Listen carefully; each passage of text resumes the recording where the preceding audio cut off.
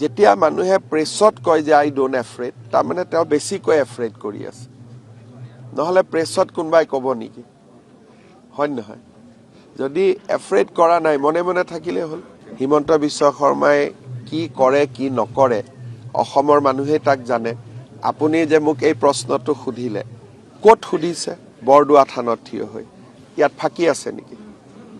তাৰমানে আপোনালোকে কোৱা যিবিলাক তেওঁ কয়, মোক সুধিবই নালাগে, আপোনালোকে নিজে কৈ দিব পাৰে যে হিমন্ত বিশ্ব শৰ্মাই নিজৰ ৰাজনৈতিক জীৱনত এটাও ফাঁকি দিয়া নাই। তাৰ উদাহৰণ এইটো বৰদোৱা প্ৰকল্প। আজি আপুনি এটা কেমেৰা লৈ এটা বাইট কৰিয়ে দিব পাৰে।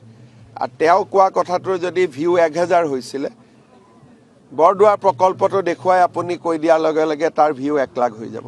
যেতিয়া মানুহে প্ৰেছত কয় যে আই ডোন্ট এফ্ৰেড, তাৰমানে তেওঁ বেছিকৈ এফ্ৰেড কৰি আছে। নহ'লে প্ৰেছত কোনোবাই ক'ব নেকি? হয় নহয়? যদি এফ্ৰেড কৰা নাই, মনে মনে থাকিলে হ'ল। হিমন্ত বিশ্ব শৰ্মাই কি কৰে কি নকৰে অসমৰ মানুহে তাক জানে। আপুনি যে মোক এই প্ৰশ্নটো সুধিলে, ক'ত সুধিছে? বৰদোৱা থানত থিয় হৈ। ইয়াত ফাঁকি আছে নেকি? তাৰমানে আপোনালোকে কোৱা যিবিলাক তেওঁ কয়, মোক সুধিবই নালাগে, আপোনালোকে নিজে কৈ দিব পাৰে যে হিমন্ত বিশ্ব শৰ্মাই নিজৰ ৰাজনৈতিক জীৱনত এটাও ফাঁকি দিয়া নাই। তাৰ উদাহৰণ এইটো বৰদোৱা প্ৰকল্প। আজি আপুনি এটা কেমেৰা লৈ এটা বাইট কৰিয়ে দিব পাৰে। আৰু তেওঁ কোৱা কথাটোৰ যদি ভিউ 1000 হৈছিলে, বৰদোৱা প্ৰকল্পটো দেখুৱাই আপুনি কৈ দিয়াৰ লগে লগে তাৰ ভিউ 1 লাখ হৈ যাব। যেতিয়া মানুহে প্ৰেছত কয় যে আই ডোন্ট এফ্ৰেড, তাৰমানে তেওঁ বেছিকৈ এফ্ৰেড কৰি আছে। নহ'লে প্ৰেছত কোনোবাই ক'ব নেকি?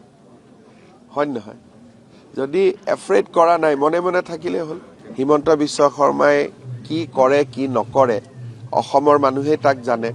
আপুনি যে মোক এই প্ৰশ্নটো সুধিলে, ক'ত সুধিছে? বৰদোৱা থানত থিয় হৈ।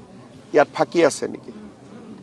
তাৰমানে আপোনালোকে কোৱা যিবিলাক তেওঁ কয়, মোক সুধিবই নালাগে, আপোনালোকে নিজে কৈ দিব পাৰে যে হিমন্ত বিশ্ব শৰ্মাই নিজৰ ৰাজনৈতিক জীৱনত এটাও ফাঁকি দিয়া নাই। তাৰ উদাহৰণ এইটো বৰদোৱা প্ৰকল্প। আজি আপুনি এটা কেমেৰা লৈ এটা বাইট কৰিয়ে দিব পাৰে। আৰু তেওঁ কোৱা কথাটোৰ যদি ভিউ 1000 হৈছিলে, বৰদোৱা প্ৰকল্পটো দেখুৱাই আপুনি কৈ দিয়াৰ লগে লগে তাৰ ভিউ 1 লাখ হৈ যাব। হিমন্ত বিশ্ব শৰ্মাই কি কৰে কি নকৰে অসমৰ মানুহে তাক জানে। আপুনি যে মোক এই প্ৰশ্নটো সুধিলে, ক'ত সুধিছে? বৰদোৱা থানত থিয় হৈ। ইয়াত ফাঁকি আছে নেকি? তাৰমানে আপোনালোকে কোৱা যিবিলাক তেওঁ কয়, মোক সুধিবই নালাগে, আপোনালোকে নিজে কৈ দিব পাৰে যে হিমন্ত বিশ্ব শৰ্মাই নিজৰ ৰাজনৈতিক জীৱনত এটাও ফাঁকি দিয়া নাই। তাৰ উদাহৰণ এইটো বৰদোৱা প্ৰকল্প। আজি আপুনি এটা কেমেৰা লৈ এটা বাইট কৰিয়ে দিব পাৰে।